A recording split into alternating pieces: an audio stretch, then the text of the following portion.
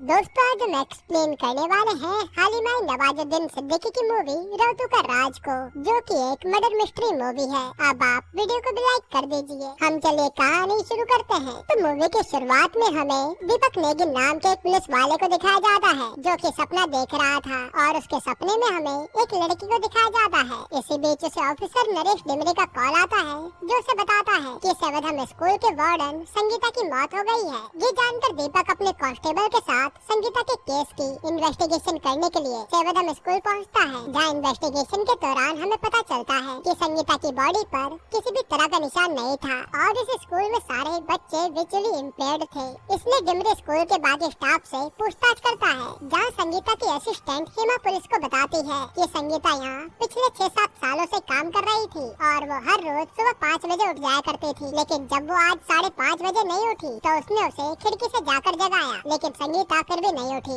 इसलिए वो लोग दरवाजा तोड़कर अंदर गए। तब उन्हें पता चला कि संगीता की तो मौत हो चुकी है। साथ ही पुलिस का असिस्टेंट त्रिजुगी पुलिस को एक वीडियो दिखाता है, जो उसने संगीता के रूम का दरवाजा तोड़ते वक्त बनाई थी, ताकि उन्हें आगे कोई प्रॉब्लम न आए। यहीं हमें यह भी पता चलता है कि स्कूल में संगीता की पोस्टिंग स्कूल के ट्रस्टी मनोज केसरी ने की थी और संगीता की अब तक शादी नहीं हुई थी। खैर अब ये सब जानने के बाद ऑफिसर डिमरी बॉडी को पोस्टमार्टम के लिए भेजने लगता है, तो स्कूल का प्रिंसिपल उसे ऐसा करने से मना करता है। वो पुलिस से कहता है कि संगीता की तुरंत मौत के बाद उसने डॉक्टर को बुलाया था और उन्होंने चेक किया तो पता चला कि संगीता की मौत एक नेचुरल डेथ है, इसलिए वो बॉडी को पोस्टमार्टम पर लेकर नहीं जा सकते। लेकिन डिमरी प्रिंसिपल से कहता है कि ये एक मर्डर केस लग रहा है और उन्हें आगे की जांच के लिए बॉडी को पोस्टमार्टम के लिए भेजना ही पड़ेगा। इस पर प्रिंसिपल चुप हो जाता है। अब इसी बीच वहाँ पर दीपक आता है और डिमरी को संगीता के रूम की अच्छे से जाँच करने के लिए कहता है। इसके बाद बॉडी को पोस्टमार्टम के लिए भेज दिया जाता है। डिमरी दीपक को बताता है कि इन्वेस्टिगेशन के दौरान उन्हें पता चला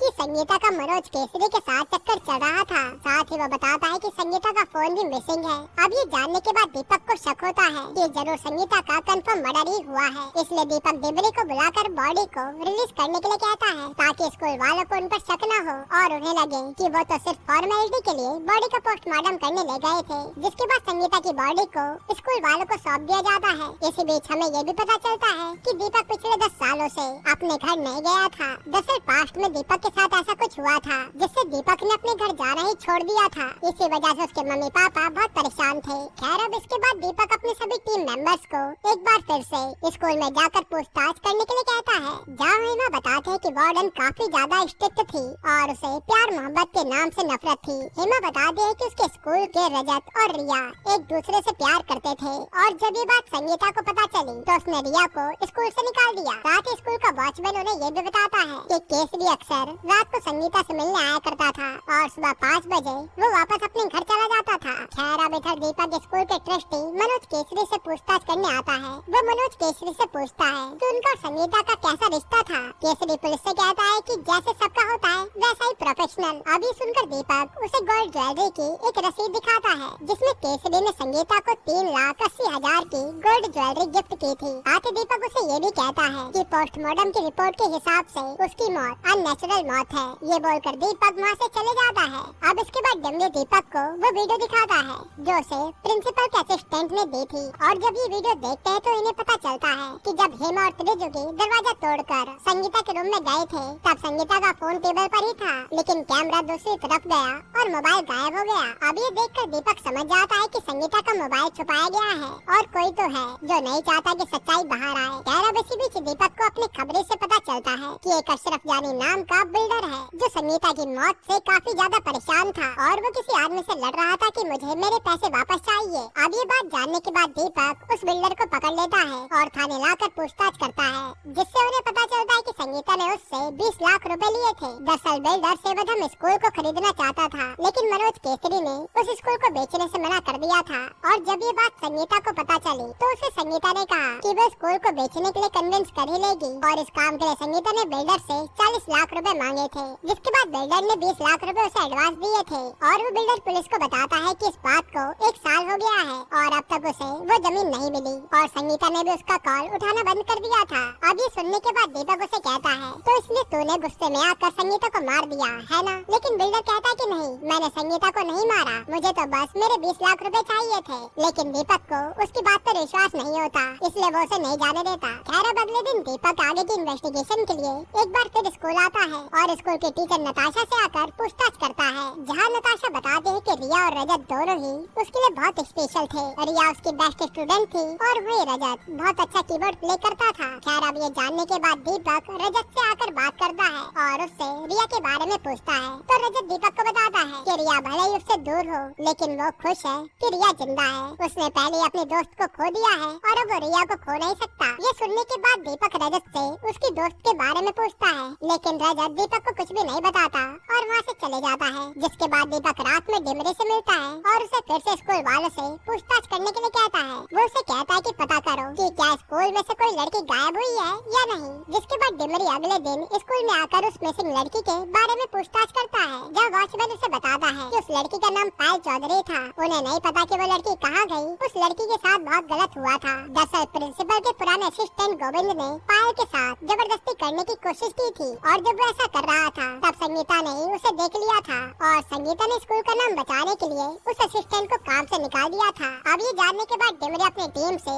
गोविंद को ढूंढने के लिए कहता है। इधर दीपक रिया से पूछताछ करने के लिए उसके घर आता है। जिसके बाद दीपक रिया से पूछता है कि उसे स्कूल से निकाला क्यों गया। इस पर रिया बताती है कि वो और रजत एक दूसरे से प्यार करते थे और एक दिन जब वो दोनों एक दूसरे के साथ हाथ पकड़कर बातें कर रहे थे तो उन्हें संगीता वार्डन ने देख लिया और उन्हें इस बात पर गुस्सा आ गया, इसलिए उसे स्कूल से निकाल दिया गया। खैर अब इसके बाद एक बार फिर दीपक वार्डन के रूम की तलाशी लेता है, जहाँ उसे ढेर सारे पैसे और गोल्ड ज्वेलरी मिलती है। साथ में वहाँ वार्डन का फोन भी मिलता है, लेकिन किसी ने फोन से सारा डाटा डिलीट कर दिया था। जिसके बाद उस फोन को रिस्टोर किया जाता है, जहाँ उन्हें कुछ इन्फॉर्मेशन मिलती है कि संगीता केसरी को धमका रही थी कि वो अपने स्कूल की जमीन उस बिल्डर को बेच दे। अगर वो ऐसा नहीं करेगी तो वो दोनों की इंटीमेट होने वाली वीडियो सभी को दिखा देगी, जिससे केसरी की बहुत बदनामी होगी। अब ये सब देखने के बाद दीपक का शक केसरी पर जाता है कि शायद उसने वीडियो लीक होने के डर से संगीता को जान से मार दिया होगा। इसके बाद डिमरी को खबर मिलती है कि गोविंद कहाँ छुपा है, इसलिए दीपक डिमरी के साथ अपनी टीम को लेकर उस जगह पहुँचता है और ये लोग गोविंद को पकड़ लेते हैं और फिर थाने लाते हैं। यहाँ पर दीपक गोविंद से पायल के बारे में पूछताछ करता है, जहाँ गोविंद उन्हें सारी बात बताता है। दरअसल एक रात जब पायल घूम रही थी तब गोविंद उसे अकेला देखकर बाथरूम में ले जाने की कोशिश करता है, लेकिन वहाँ पर पायल का पैर फिसल गया और वो गिर गई। तब उसकी चीख सुनकर वहाँ वार्डन आ गई और उस पर गुस्सा करने लगी। फिर स्कूल की बदनामी ना हो इसलिए गोविंद को स्कूल से निकाल दिया गया। अब ये सब सुनने के बाद दीपक उसे कहता है, अच्छा इसलिए तो तुमने गुस्से में आकर संगीता को मार दिया। लेकिन दीपक कहता है कि नहीं, मैंने संगीता को नहीं मारा। हालांकि मैं दूसरी ही रात स्कूल गया था उस सीसीटीवी कैमरे की फुटेज को डिलीट करने के लिए, क्योंकि मुझे डर लग रहा था कि अगर संगीता ने पुलिस को मेरी हरकत के बारे में बता दिया तो ये एक सबूत तो उन्हें मिल जाएगा और मुझे जेल हो जाएगी। अब ये सुनने के बाद दीपक को यकीन हो जाता है कि संगीता का मर्डर गोविंद ने नहीं किया है। इसके बाद दीपक स्कूल के प्रिंसिपल से आकर पूछताछ करता है, जहाँ उन्हें पता चलता है कि वो फोन उसे केसरी ने हटाने के लिए कहा था और दीपक उसकी ये बातें रिकॉर्ड कर लेता है। फिर सीधा केसरी से आकर पूछताछ करता है और उसे वो रिकॉर्डिंग भी दिखाता है। फिर केसरी उल्टा ये कहता है कि संगीता वार्डन को प्रिंसिपल नहीं मारा है, पर दीपक को तो शक था कि शायद संगीता को केसरी ने मारा है। इसके बाद केसरी मिनिस्टर से आकर मिलता है और उसे ये केस क्लोज करवाने के लिए कहता है। जिसके बाद अगले दिन दीपक के सीनियर आकर उसे कहते हैं कि उन्हें मिनिस्टर ने बुलाया है और जब दीपक वहाँ जाता है तो मिनिस्टर उसे ये केस क्लोज करने के लिए कहते हैं और बदले में केसरी उसे 3 BHK फ्लैट देगा ये भी बताते हैं। दरअसल मिनिस्टर ने केसरी का केस क्लोज करवाने के लिए केसरी को उस स्कूल की जमीन को बिल्डर को बेचने के लिए कहा था, क्योंकि मिनिस्टर का भी इसमें प्रॉफिट था और केसरी को ना चाहते हुए भी स्कूल की जमीन को बेचना पड़ता है। खैर दीपक फ्लैट लेने से मना कर देता है और दीपक मिनिस्टर को बताता है कि केसरी ने संगीता का मर्डर नहीं किया बल्कि गोविंद ने किया है। दीपक कहता है कि जब उस रात संगीता ने उसे पायल का रेप करते हुए पकड़ लिया था और उसे जॉब से निकाल दिया था, तब गुस्से में आकर उसने संगीता का मर्डर कर दिया। ये सुनकर केसरी दीपक को थैंक्स बोलता है, क्योंकि अब उसे वो स्कूल नहीं बेचना पड़ेगा। वही दीपक केसरी से रिक्वेस्ट करता है कि वो रिया को भी स्कूल में फिर से एडमिशन दे दे, जिसके लिए केसरी मान जाता है। इसके बाद फिर से रिया का स्कूल में एडमिशन हो जाता है और इधर दीपक अपनी जॉब से रिजाइन दे देता है। तभी हमें यहाँ पर दीपक के पास्ट के बारे में पता चलता है। दरअसल दीपक नैना नाम की एक लड़के से प्यार करता था, लेकिन नैना को कोई बीमारी हो गई थी जिसके कारण वो जल्दी मरने वाली थी। पर ये बात नैना ने दीपक को नहीं बताई, क्योंकि उस समय दीपक ट्रेनिंग पर था और वो नहीं चाहती थी कि उसकी वजह से दीपक का करियर खराब हो जाए। जिसके बाद इसी बीमारी के कारण नैना की मौत हो गई और यही कारण था कि दीपक अपने गाँव नहीं जाता था, क्योंकि वहाँ उसकी यादें थी जो दीपक ने नैना के साथ बिताई थी। खैर अब दीपक फैसला कर लेता है कि वो अब गाँव जाएगा, लेकिन गाँव जाने से पहले दीपक रजत से मिलता है और उसे एक लेटर देता है। वो कहता है कि तुम इस लेटर को पढ़ लेना। ये कहकर वो वहाँ से चला जाता है। इससे हमें पता चलता है कि संगीता का मर्डर गोविंद ने नहीं बल्कि रजत ने किया था। दरअसल जब दीपक इस केस की इन्वेस्टिगेशन कर रहा था तभी उसे पता चल गया था कि उसने ही संगीता का मर्डर किया है, लेकिन उसमें इतनी हिम्मत नहीं थी कि वो उसे अरेस्ट कर सके। इसलिए उसने सारा ब्लेम गोविंद पर डाल दिया, क्योंकि जो उसने पायल के साथ किया था वो बहुत गलत था, जिसके लिए उसे सजा मिलनी चाहिए थी। वहीं उस लेटर में दीपक उसे कहता है कि उसके पास जरूर ऐसी कोई वजह होगी जिसके कारण उसने संगीता को जान से मार डाला, लेकिन उसे उसके बारे में नहीं पता। साथ ही उसमें दीपक ने लिखा था कि अगर आगे उसके सामने ऐसा कोई हालात आए तो वो इस तरह से किसी को जान से न मारे, क्योंकि किसी का मर्डर करना बहुत गलत है। अब इसके बाद हमें रजत के बारे में दिखाया जाता है। दरअसल जब एक रात केसरी और संगीता दोनों बातें कर रहे होते हैं, जिसमें संगीता केसरी से बोल रही थी कि उसने पायल की डेड बॉडी को ठिकाने लगा दिया है। असल में गोविंद ने जो पायल के साथ किया था उस वजह से वो डिप्रेशन में चली गई थी और उसने खुद की जान ले ली। ये बात संगीता को पता चली तो उसने पायल की बॉडी को दफना दिया ताकि स्कूल की बदनामी ना हो। साथ ही संगीता केसरी को भी धमकाती है कि अगर उसने इस स्कूल की जमीन को बिल्डर को नहीं बेचा तो वो पायल के बारे में सबको बता देगी और उन दोनों की इंटीमेट वीडियो भी सबको दिखा देगी, जिससे उसी की बदनामी होगी। लेकिन केसरी फिर भी स्कूल बेचने के लिए तैयार नहीं होता, क्योंकि केसरी स्कूल के बच्चों को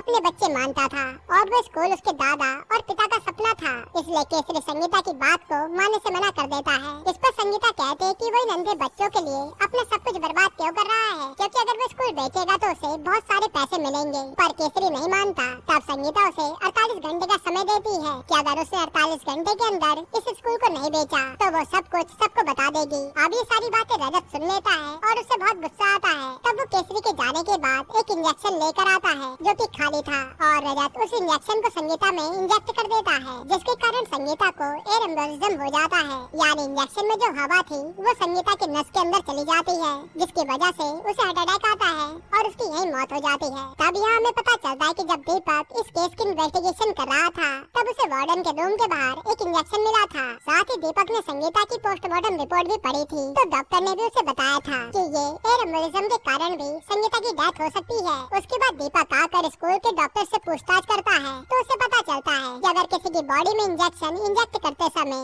उस इंजेक्शन से एयर नहीं निकाली जाए तो वो एयर इंसान की बॉडी और नस में जाकर एयर एम्बोलिज्म हो सकता है और उसकी वजह से उसे हार्ट अटैक और स्ट्रोक आ सकते हैं। दीपक डॉक्टर से पूछता है कि क्या रजत ने कभी एयर एम्बोलिज्म के बारे में जिक्र किया था। तब डॉक्टर उसे बताता है कि हाँ, एक बार रजत को कुत्ते ने काट लिया था। तब डॉक्टर जब उसे इंजेक्शन दे रहे थे तभी उन्होंने उसे एयर एम्बोलिज्म के बारे में बताया था। तब से रजत इंजेक्शन लेते समय उसका ध्यान रखता था कि इंजेक्शन में हर किसी भी एयर ना हो। अब ये सब जानने के बाद दीपक समझ गया था कि संगीता का मर्डर रजत नहीं किया है और अब फाइनली दीपक केस सॉल्व करके अपने गांव की ओर जा रहा था। यहीं पर ये मूवी खत्म होती है। दोस्तों, आपको ये मूवी कैसी लगी हमें कमेंट में जरूर बताइएगा। वैसे मैं अगर आपको छोटा सा रिव्यू दूं तो ये मूवी एवरेज ही लगी, जिसमें मर्डर मिस्ट्री के नाम पर ज्यादा सस्पेंस डालने की कोशिश की गई थी। लेकिन जब आप मूवी देखते हैं तो पता चल जाता है कि ये मूवी बस एवरेज ही है। बाकी आप अपनी राय कमेंट में जरूर दीजिएगा और इसके अलावा आप कौन सी मूवी का एक्सप्लेनेशन चाहते हैं वो भी कमेंट कीजिएगा। और अगर आपको हाल ही में आई एक कमाल की मूवी देखनी है तो आप ये वीडियो देख लीजिए।